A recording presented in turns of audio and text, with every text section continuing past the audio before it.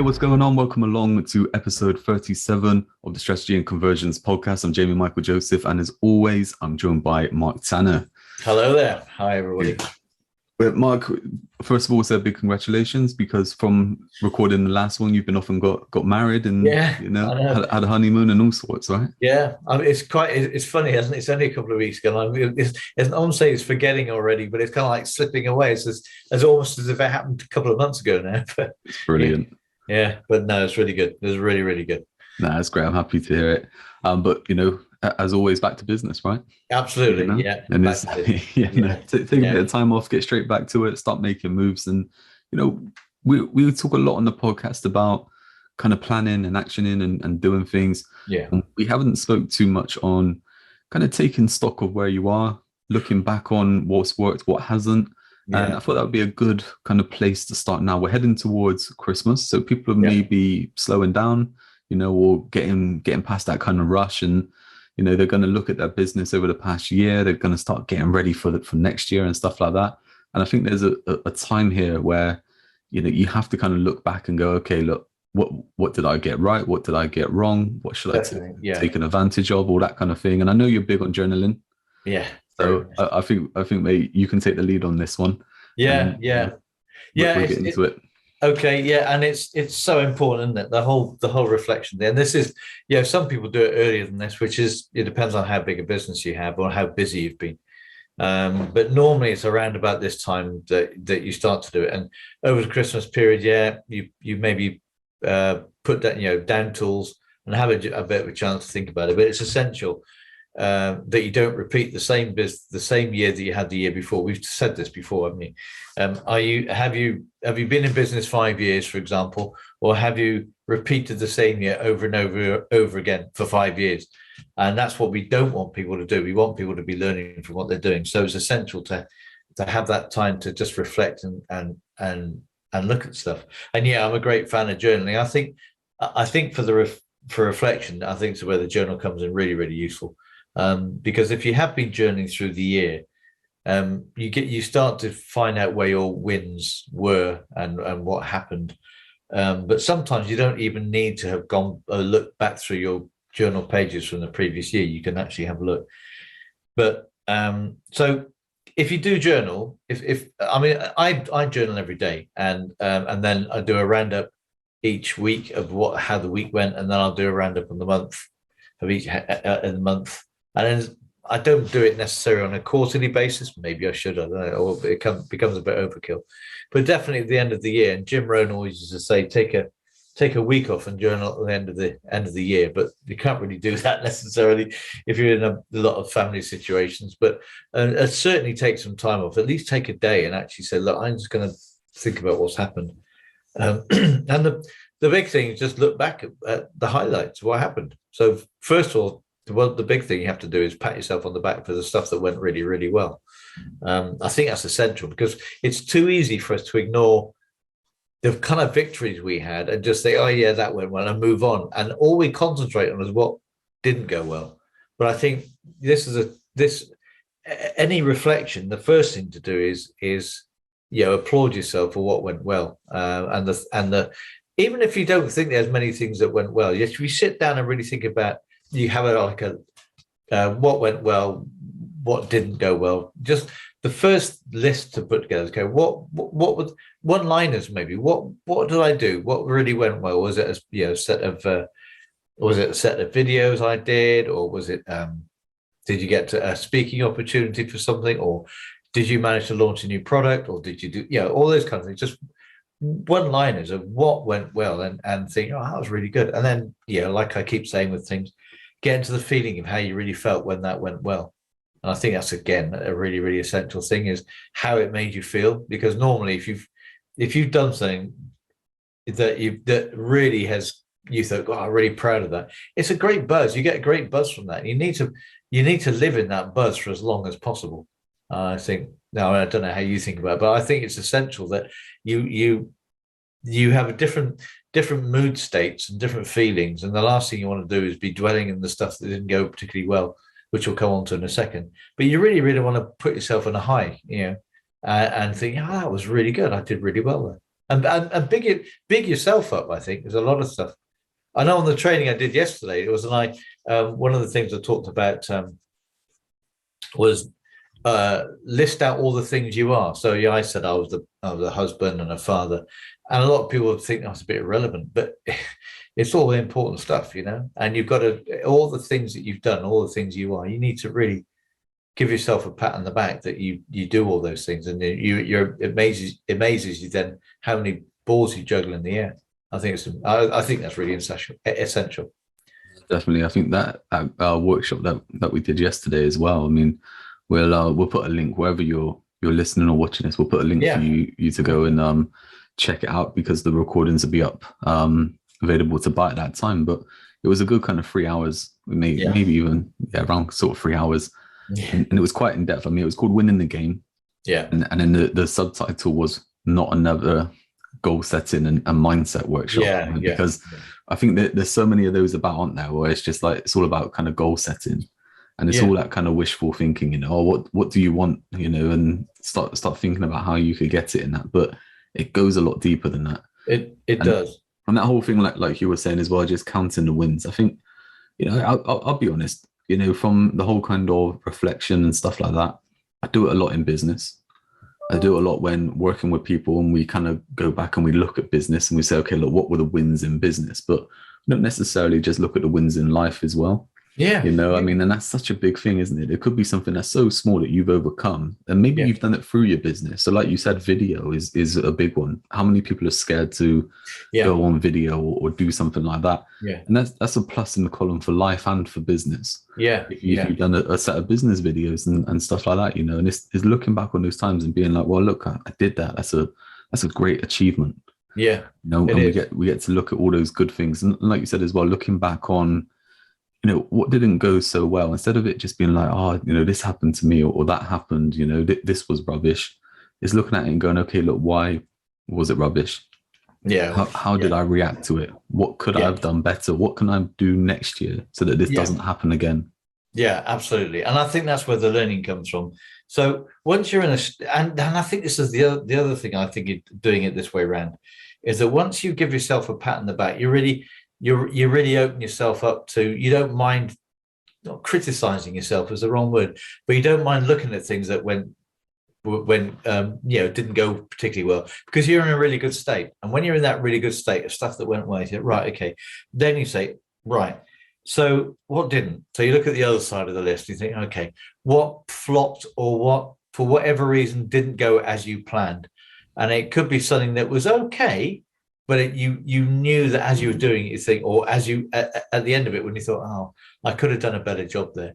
And it could be things that completely flopped, but nothing has failed. This is the whole point. I guess, again, coming back to that training we did yesterday. I know we've talked about this. There's nothing fails. It's like you say with marketing.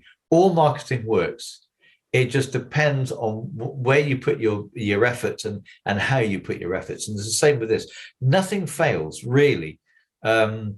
And that sounds like it's a very, a very idyllic thing to say, think, well, yeah, things fail, but they don't fail because of the thing, because the thing it's just a thing. It fails because of you. It's a responsibility that we have. It fails because of the action you took or you didn't take, or the additions you had. So, but that doesn't make you a failure either. It just says you didn't do the right things. So the whole point of it, okay, the things that didn't go well. What didn't go well? And so kind of sit in that mood, sit in that kind of grumpy place for maybe a short while and think, right, okay, what really didn't go well? And be honest, totally honest about what didn't go well. And then instead of staying in that sort of sympathy, then pity party, if you like, you then look at, okay, this is number one. I didn't do this. What changed? Was it because it could be simply because you were delivering something and you had loads of other stuff going on and all this baggage carrying. You didn't clear your mind properly, or you just had a big argument with somebody. It could have just be those things. And another day it could be perfect. So all those things, it just relates on what was going on. So what didn't go well? What was it at the time that caused the problem and caused the challenge for you to get it right? So and in turn will make sure that, okay, what do I do next time? well, next time, maybe if it's just a really, really tiny example here. Yesterday, we had a problem with, but we had in a little bit, we had a dog, my dog was barking. All right. And it did annoy me just as I was doing, I can't, like, shut up. So the solution to that is next time, maybe I'll go somewhere else. And I just think, right, okay, just because that could happen again, I don't really want it to happen and upset me. So maybe it's all on Zoom. It's all on Zoom and video. And I've got a laptop. I can go wherever I want and do it. I could just go, shoot off to the local library or something and do the same thing or whatever, somewhere else where I can do it. But the whole point is I can learn, but maybe I need to think about doing it somewhere else, or maybe I'm thinking of ways that I'm not doing it when the dog's around. But those are simple things. And other bigger things could be that, well, it went pear-shaped because I don't know, my marriage broke down, for example. So I was going through a really, really bad time. And the learning is from that is that, well, that's not a good time to try and do new things. You're in such a bad state anyway, and so many things are going on. Don't try and do anything new. Don't try and don't try and be creative when you're not in a creative frame of mind. That's the whole point. Because like we were saying, if you're creating videos, this is the whole point. If you're writing something, if you're doing a video, even if it's a marketing campaign, you're in a creative mood. And you can't be creative when there's stuff that's pulling you down. And I think that's a really important thing for people to remember. I've got three things from what you said there where I'm just like, I'm listening. I don't want to jump in because you're on a flow. Yeah. And I'm just like, there's some really good stuff in there. And I think the first one, like you said, that whole kind of failure thing, I think people look back on things and say, I failed at that. Yeah. I like to call it intelligence, right? Yeah. So when we're working with a business and we're looking at the kind of marketing stuff, instead of going, that wasn't successful, we failed at that, or whatever it is. It's like, look, we're gaining the intelligence from that. So we're gaining the intelligence to go, okay, look, this didn't work out because, or what needs to change for this to work in the future. And an easy example for something like that is, for us, we ran a few different workshops a few months ago, and they weren't as busy as what we thought they would be. They're great workshops. We thought they'd be really busy. What was the issue? Well, we only marketed them like a week before, or 3 days before. We didn't lead up to it. Didn't talk about us like advising people on marketing and helping people with marketing. We don't do it ourselves, but we know that. So now we've got the whole kind of quarter one. Yeah. We've got January through to March. We've got 12 workshops. We've got them all mapped out with the time, what's happening in them, everything. Yeah. And they're on sale now. And we've already got people into them. Yeah. Before leading up to March and stuff like that. So it's like putting steps in place from the intelligence that you have to make it. But those kind of things, I'm thinking from the business side. When we look at the kind of strategic planning, we look. You got the kind of SWOT analysis, But I call it your win SWOT, right? So we look at the wins. And we've got the W stands for win, the I stands for intelligence. And I can't think for the life of me what the N stands for on this. But wherever you're watching this, I'll make sure that we put it in the comments and stuff like that. But obviously, once we look at that, again, the intelligence is from what went right and what went wrong. So we can look and then we get into your kind of your strengths and your weaknesses, which are your kind of, internal. And it's looking at those, it's looking at, okay, look, what did I do to make that win? What was what was the kind of weakness then that we had within the business that caused that? And a classic example is just like what's happened over the last 18 months with lockdowns and businesses needing to close and people moving online. And it's like, right, okay, look, I know a lot of clients who were people who were coming in, contacts who were coming in as clients early on within lockdowns and going, we've relied on referrals for so long, that now, because networking and stuff like that isn't happening, we're not getting referrals. So we need to build some kind of online system to generate leads, and generate business. And it's like, okay, look, you've been forced into that. Yeah. But if you take this time now and you look at your reflection, you go back to that whole kind of last year and you go, look, where are those kind of weaknesses? Okay, look, the weaknesses, we're relying on this one income source, or we're relying on this one lead source. Do we need to build stuff out? And you get to do that, and you get to look at all these different options and different kind of ways of looking at things to go, that this has been out of our control. Or, like quite rightly, like you said, something may have happened. So like the dog barking or something like that put you off of doing the video. maybe you haven't done a video in 6 months because you're like, oh, the dog's just going to bark whenever I do a video, you know, and it's quite easy like that. And I was thinking of a bit of a side story as well. I can remember watching an interview, and you have Roy Keane, the old Manchester United captain, midfield general. You know, he was all good and stuff like that. He was doing this interview, and he's talking with Gary Neville. Gary Neville's interviewing him for Sky, and Gary Neville says to him about looking back at his career and stuff like that, and as a professional sportsman, like, you know, when do you know it's over, and you know, and stuff like that. And he said he can remember he was playing a game which was like a big kind of Champions League game. So anyone not following football, don't worry too much. It's going to make sense, right? You know, so they're playing a big kind of competition. It's like a quarterfinals or something like that. They're playing Real Madrid. It's a real kind of superstar game. Like the world's best players are there. And he said he got to about 60 minutes and he had to be subbed off, right? And he's not used to being subbed off or anything like that. You know, he just said he couldn't keep up with the pace of the game. He was sluggish, he was rubbish and all this kind of stuff. And he got subbed off, and he can remember at that time thinking, I've lost it. I've lost the yard. I'm going to have to drop down. I can't play at this level anymore. And then a few days later, he realized that the week before, he had tried yoga for the first time. And he had done all this kind of stretching and stuff like that, and his muscles hadn't recovered. So it's like by the time then, you know, he was able to, you know, assess this and analyze what happened and then get the right kind of recovery. Well, he's back to full fitness and playing, play for another few years. It's like, you know, that kind of thing. But in that one moment, you could think, that's it, it's over. And I think you get a lot of people like that in business or their marketing. And we see it all the time where, like, quite rightly, like we said with the workshops, is someone will put an offer out. They may not get the response they want. And they go, well, that didn't work. On to the next thing now. You know, when actually that could be a golden goose that is going to lay the eggs for you, you know, consistently. But you've just left it there. And one last thing, from me on that is it's a tricky subject where you need it, but you also have to be aware of it not to control you, and that's discipline. Because I think that whole kind of thing as well is it's all well and good with planning, you know, and it's all well and good with reflecting and looking back on things and thinking about change, but you have to stick to it.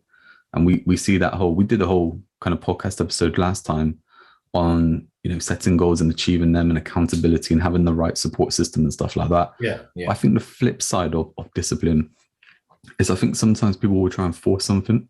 So I think, like, if you're writing a book or something like that, for example, I think if you're just sat there looking at a blank piece of paper and nothing's happening, it makes sense to walk away. And then come back to it when you're in the right frame of mind. But then also there's that line then where it can get into the whole kind of danger thing where you think, you know, I'm not in the right frame of mind for however long. And all of a sudden 6 months has gone by and you haven't wrote one word yet, you know? So I think that is a real fine line, isn't it? That balance of, but yeah, you're right. When you have some kind of mental block about whatever it is, you know, talk about writing, but it could be on anything, then it's time sometimes to think, hang on, I need a break. But don't take a break for too long, come back to it. I think Jim Rohn always used to say was that, you know, there's nothing wrong with, give yourself permission to take a break, but never take a break for too long. And he thought, yeah, absolutely. And go back to it and see if anything's better. And I think, those are great points. And I think you made a great point really early on when you were talking there, is that you learn from what went well as what didn't go well. So what went well, if something went really, really well and you felt good about it, then do it again. Don't just think, well, that was good. What can we do next? Just do it again. So you add to your kind of store of learning and as you said, intelligence. This went well, so I know this works. And then the things that didn't go very well, okay, what lessons can I try next time to see if it works? And it could be doing one thing differently, just one thing. It may be the answer. And you say, right, okay, I'm going to do this again, but I'm going to try doing this or try changing that, and just go back. And it's like creating a brand new sort of innovating a new product, isn't it? If it doesn't work at first, you think, right, okay, what can I do differently? I know this is kind of really, really off the wall, totally. But in World War II, they had there's a bomber came out called the Halifax. And it was a twin engine, back in the days, the prop plane, twin engine bomber, really looked good, really well designed. And took up on it, the pilots that do the test pilots took them on a maiden voyage. and landed it. And I think basically, to paraphrase it, they would say, well, what do you think? I said, well, it's crap. It's underpowered. It doesn't do the job. It's just really hard to steer. It's clumsy. Just it feels like you're flying a camel kind of thing. And the simple thing, well, simple in those days, it was fairly simple. So they said to them, so what needs to change? More engines. So they put 2 more engines and became the Lancaster, the most famous bomber in World War II, because they said, right, okay, we got space for 2. Let's make it 4 engine. And then the same pilots took it back up and they said, absolute dream. Absolutely perfect. It responds. It's perfect because it had the extra speed and everything, and kind of like real history thing. And it's things like that. You just think you don't have to change much. They didn't have to change the whole plane. It was just the power output, and it's the same with so many things. You don't have to change massively to make it go from what you think is rubbish to actually being a real success. And I think that's a really important message to learn. You dropped the bomb on that one, bomb on knowledge. I mean, that that is awesome, isn't it? I mean, we spoke a few times on a podcast. We talk a lot with it within the whole kind of business strategy and marketing and stuff like that about innovation, and taking something that has been working well and evolving it and making it better and stuff like that. I mean, that is the ultimate kind of way of looking at something like that, is that you've got something that isn't quite doing what you want it to do. Okay, well, what's good about it? What's bad about it? Yeah. What needs to improve so it becomes that whole thing, rather than ripping up the paper and throwing it away. Exactly. That's the thing a lot of people do, isn't it? Yeah. And I think that is the big danger, is a lot of people do that, and you see it where they're always kind of putting out, a different kind of offer or something like that. You might get, say, like a personal trainer, they may put out a 4-week program, work with me next month, we're going to do this, we're going to do that. No one buys it. Oh no, put something out now. It's a 6-week program. You need to come and do this. Oh, it's a 2-week program. You need to come and do this. And it's always changing. There's no kind of consistency, rather than looking at it and go, right, what's actually broken down here? Is it actually the package? Yeah. Or is it my marketing? Am I not attracting the right people to this? And that thing, like you said as well, I mean, look at what has been working and do it again. I mean, we've joked about this so many times where, I've lost count of the amount of times that I've spoke with someone in business and they said, oh, we did this and it worked really well. What should we do now? Yeah. We'll do it again. Do it again. Just do it again. It worked. Yeah. Keep doing it until it doesn't work anymore. And I think that is like, that's the big thing now. I think we'll look to wrap this this episode up. There's one more sports story that I'm gonna drop in, right? So again, look, if you're not following sports or anything like that, don't worry, because it makes sense. But that whole thing, like you were saying as well, looking at what works well and what doesn't. I can remember listening to a book, an audio book. There's a guy called Tim Grover in the States, and what he's done over the years is he's worked with like top elite athletes. So he's worked with them one-on-one, just with them. So he worked with Michael Jordan for a long period of time throughout Michael Jordan's career, when he kind of went off and won everything. Yeah. And this guy Tim Grover, like what he would look at is that if Michael Jordan played well in a game, he would interrogate him. He'd be like, look, I want to know everything. The last 48 hours, I want to look at everything that you ate, everything you drank. Did you smoke? What was it? Everything, so that he can go, so we can do that again. Yeah. Or the flip side, if he had an issue or something like that, he wasn't on his game or he got injured, right, what led up to that? What has actually happened? And that's some real critique, some real analysis that happens in a short period of time. And you don't have to get into that kind of in-depth analysis onto yourself, but just taking that bird's eye view and just going, right, look, what's been out of my control? Different lockdowns and stuff like that, can't do anything about it. How do we adapt? How do we take things online or make things happen that way? What are the things that I've done, to make things, not work? Is it, have I been telling myself I'm really busy, but I'm not doing work that is actually generating any kind of income or anything like that? It's either take stock of it, have a little look at it. Yeah. And then obviously that'll give you the information that you can look to plan for next year. And I think one little thing there that you haven't talked about, but you have hinted at it, and that's the preparation. Like those things. It's top athletes, they spend ages preparing. But for us, for business owners, if we're going to do something new that we haven't, especially something we've never done before, so you get somebody who's going to say, right, I'm going to create a video. And they've never done it before. So first of all, you go and talk to somebody. Okay, I'm going to create a video. What do I need to know? and you have someone who tells you how they prepare for it, and go through that preparation. Don't just think, oh, I'll wing it, be fine. Wing it when you know what you're doing, maybe, but don't wing it for the first time ever, because you'll create this feeling. And I remember making this mistake, I don't know, about 3 years ago. I just thought, yeah, I'll do it. And I recorded this video and I watched it back and I thought, oh dear, held my head in my hands. I thought, that is appalling. And it's because I didn't prepare for it. I didn't know what I was going to say. So preparation is most people would say preparation is key. I think it's definitely 80% of it. Yeah, I think there's inspiration that comes in there as well. But there's preparation is really massive in getting into this stage that you think, right, I can do this. Confidence. I posted out on LinkedIn just before like we came live. I saw this and I thought, oh, this is great. I'll put this out there. And again, look, forgive me, right? But it's a sports kind of saying, right? It's from a coach. It's from a football coach, I guess, American football, a guy called Paul Bear Bryant. Bear is in the animal. I guess he's probably a big guy, I don't know. Yeah. But it's from a book. I can't think what the book's called now, but it looks at all kind of like different sayings and quotes and stuff like that. And this one's around preparation. And it says, it's not the will to win that matters. Everyone has that. It's the will to prepare to win. That's what matters. I saw that you put that. Yeah, absolutely right. Yeah. And it's like that there is the thing. Say you have, look, we know we're going to talk about planning. We thought we would talk about planning for the new year. So let's make that the next episode.